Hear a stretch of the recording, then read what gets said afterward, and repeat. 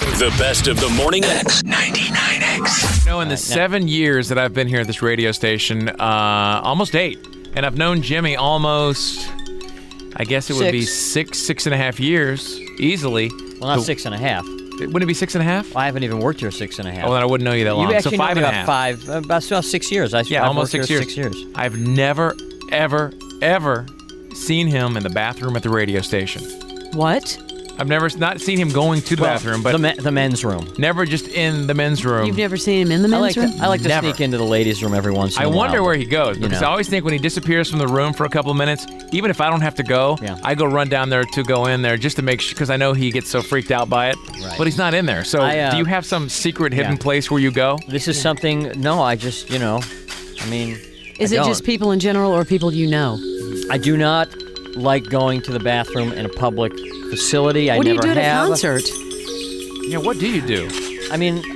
I'll wait till there's nobody there, or at a concert, like at Lakewood. That at a concert. Well, if it's at a concert, you got to do what you got to do, but it's not easy. And when I am in a bathroom and there are other males of my gender around, as opposed to males of not your gender. Every valve of my body just shuts off. I cannot go with people in the room. In fact, I'm one of those people, and again, this is territory we've covered, but not kidding, I close the door and lock it when I'm home alone in my house. What do you do if you're, say, a big day out? Mm-hmm. It's 7 o'clock at night. And you gotta go. And you gotta go. Not only do you have to go, you have to go number twosy. Oh. Well, that doesn't happen. What do you do? You don't. Well, what I go home. I go home. You would go all the way home if you had to go number two. If I had to do that, oh yeah. You wouldn't? What would you do? Go to the bathroom. So you would go. Wait a minute. If you would go to the bathroom at the Lakewood Amphitheater, number 2. If I had to go, you had to go. You have to go. If you gotta go, you gotta go. So if you mysteriously disappear Saturday night, it's because I would go. I would go all home. The way home to go number 2 and come back. Without even a hesitation, I can answer yes. You must like porta potties. Because, it's an individual thing. No. Who's going to... the other day at the MTV touches any thing. Skin to a porta potty? You. I wondered about you the other day because we were at the MTV tapings, which were held in that big tent, and the only bathrooms were porta potties. Now, I know for number 1, you'll be all right, but what if number 2 should have occurred during that, 7-8 hours we were there taping interviews? Luckily, I went into Tommy Lee's porta potty. I went into the one after he did. Uh-oh. Yeah. Well, did he pee on the seat? No, he didn't. All right, good. Luckily, I have been able to master the input and output of my body to the point where my body knows, like if I'm out, it knows when it can and can't go. I'm a pretty look at, we're talking about primarily number 1 here, and it's so funny. From time to time we hear about college courses and stuff like. You can take courses on the history of Madonna, and you can get college credit for taking, bubblegum chewing, 101. There is now a course, this is, what I suffer from actually has a name. It is called periuresis. Some call the condition bashful bladder, others prefer shy kidneys. The official medical term is periuresis. According to a 1997 Harvard University Medical School head count, 17 million Americans experience some form of anxiety when using the bathroom away from home, and 1 to 2 million of these people are so nervous about peeing in public they qualify as periuretics. In private, they can do their business like nobody's business, but when there are other people present or even within earshot, they can't let slip a drop. And whereas women have men beat in virtually every other phobia, in this case, 90% of these phobics are men. That's amazing. 17 million? And there is an organization called the International Periuresis Association, the IPA, and its president is Professor Stephen Seufer out of Baltimore, Maryland. Good morning, Professor. Good morning. Did you suffer from this? How did you become the president? Yeah, I do suffer, and I used to suffer quite badly, and now I'd say I'd suffer, moderately. It's a moderate inconvenience in my life, so but you're not like it used to be. You're kind of like the Cy Sperling of periuretics. You are not only the president, you're also a client. That's correct. Right. Now, did you go through some sort of hypnosis to get rid of this fear? No, what I did is something called graduated exposure therapy, where you basically introduce yourself to the feared situation very, very gradually and eventually get over the fear of, in this case, being able to go in public. Well, you go have a pee off, right?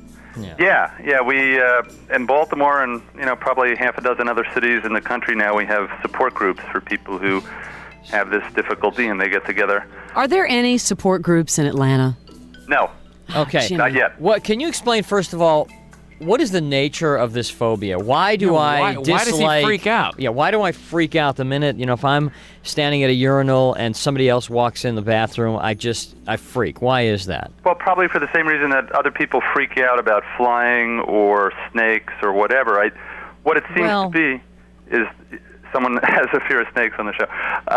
What it seems to be is that sometime, usually around adolescence, something happens, some sort of traumatic event for people, and it could be something as small as a rude remark from, a peer to sexual abuse. It varies for people.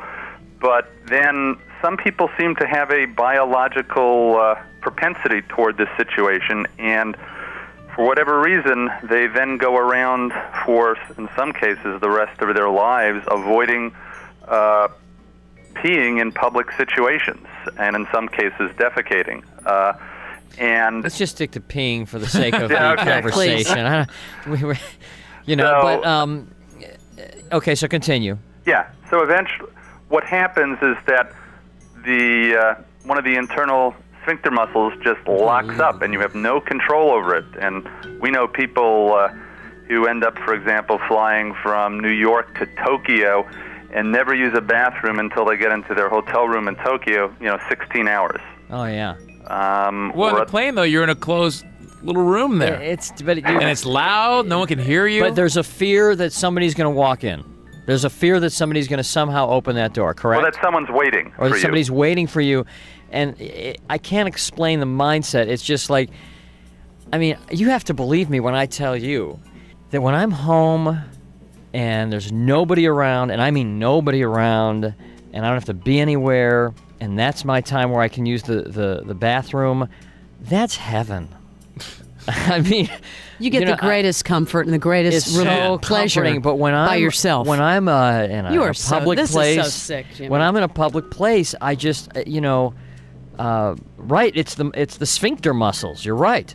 Yeah. So what are the how do you help break people of this habit? First of all, you have a support group. Tell us how this support group works and how this I guess, is it a workshop? Well, I do different things. I've done weekend workshops for people. I personally run the Baltimore support group, and other people that either have come to my workshops or have worked on the issue themselves run support groups in other cities. And essentially, we just get together, and we use the Baltimore-Washington International Airport. We get together, we sit around one of the cafes there, drink a lot of coffee, and then people sort of pair up and go off to either a very quiet bathroom. And on Sunday mornings at an airport, believe it or not, it's quiet. You've got to be kidding. A bunch of guys They get pair together up. and pair up. and go to the bathroom together. That's right. That's what you need and to then do, Jimmy. you go to the urinal and stand side by side. And Well, you see, it's different for different people. Some people are just to the point where they're able to sit down and use a stall or stand up and use a stall, and other people, can go to the urinal and have their, what we call pee buddies, like buddy. 3 urinals You know down what? or 2 urinals down. And the point is you want to get to the point where you can stand next to someone, but it takes a while to do that. I've got an idea. You got to start somewhere. I don't like this Barnes, idea already. Barnes, you're his friend. What right now? he's not going to be my pee buddy. Why don't you be No. his pee buddy right now? You guys, I'll stay here. I'll run the Well, show. The last time I went in, there was one time I think he was in there, Yeah, and it was start now. silent. I went in there, and then I saw him in there, and he was trapped. He was in the corner over there about to go into a Go stall, now. and then I waited to see if I heard anything, and there was nothing. So I can just imagine he was just sitting there waiting for me to leave. You need to go now, Jimmy. you You know, and and Barnes then- go to the bathroom together. And then there are other people here in the office who go in there, they sit down, and they don't care who is in there. It's like,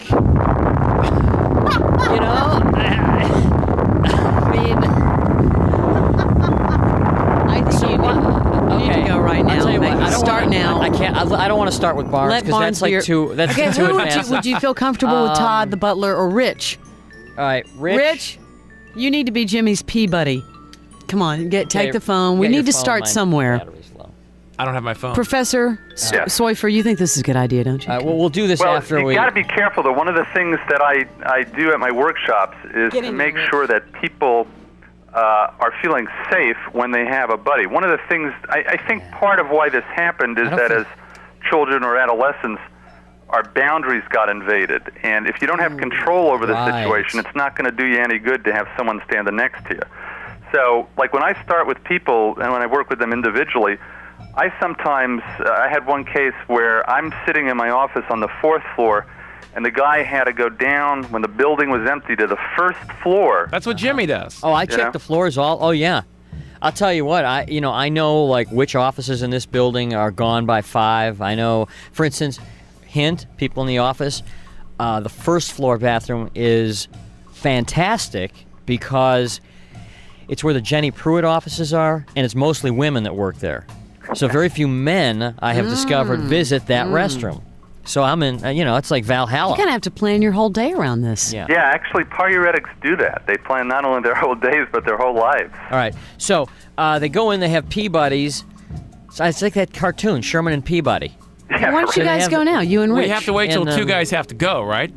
Well, what we usually do is someone comes in having intaked a lot of water. I mean, they fluid load, and then I have them work for an hour or so with me. And as I said, some people have to start like on the 1st floor, and I'm on the 4th floor, and then they go up to the 2nd floor, the 3rd floor, the 4th floor, and I'm in my office. They're down the hall.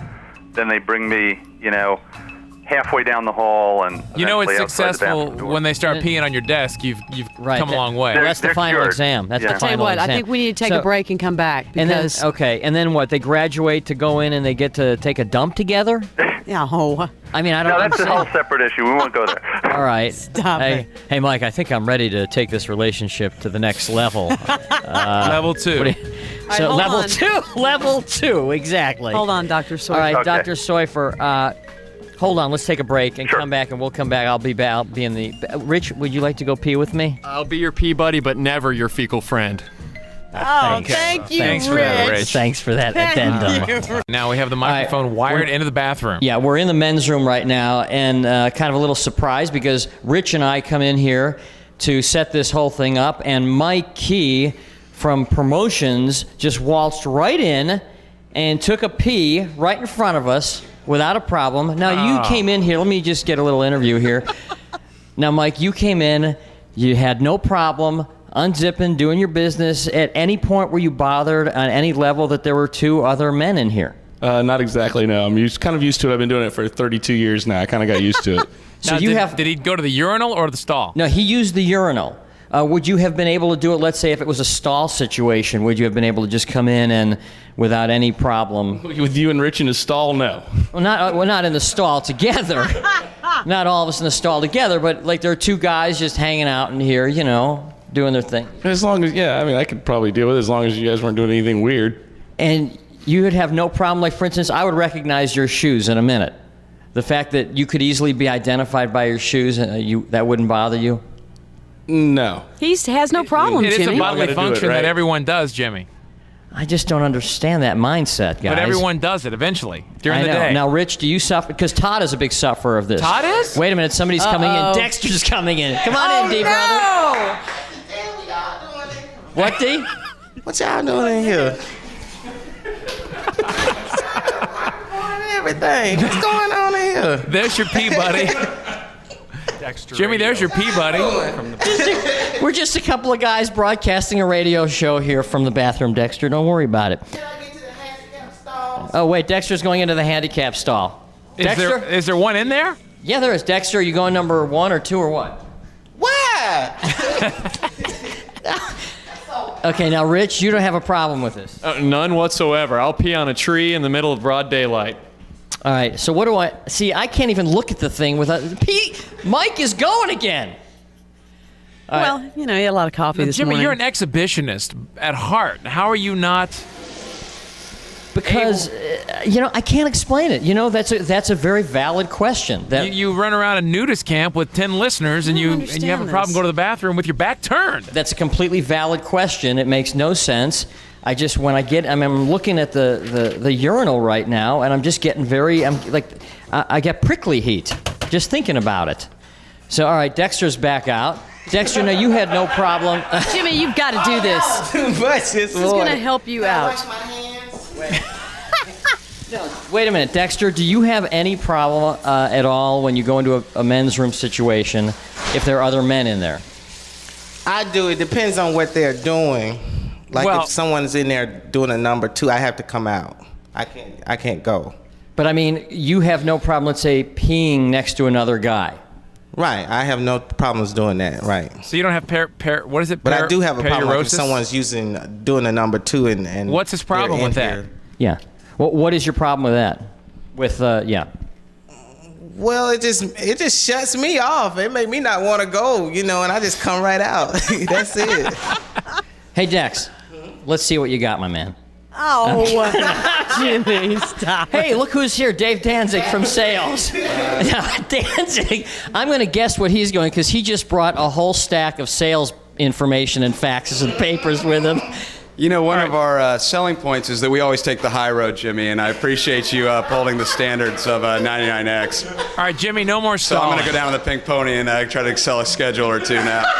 No more stalling, Jimmy. No more stalling. I'm getting out of here altogether. No, it's time. This is your pee buddy's with you. Get in there. I don't really have to pee. Well, Yeah, here. well, try because will this is you- going all to right. help you out tremendously. Rich, hold the microphone to my mouth. Oh, Rich. He's looking like right over the thing. Turn your head the other way. You just aim straight and point and shoot, and you're good to go. Don't look, Rich. Your eye on the ball. We're waiting.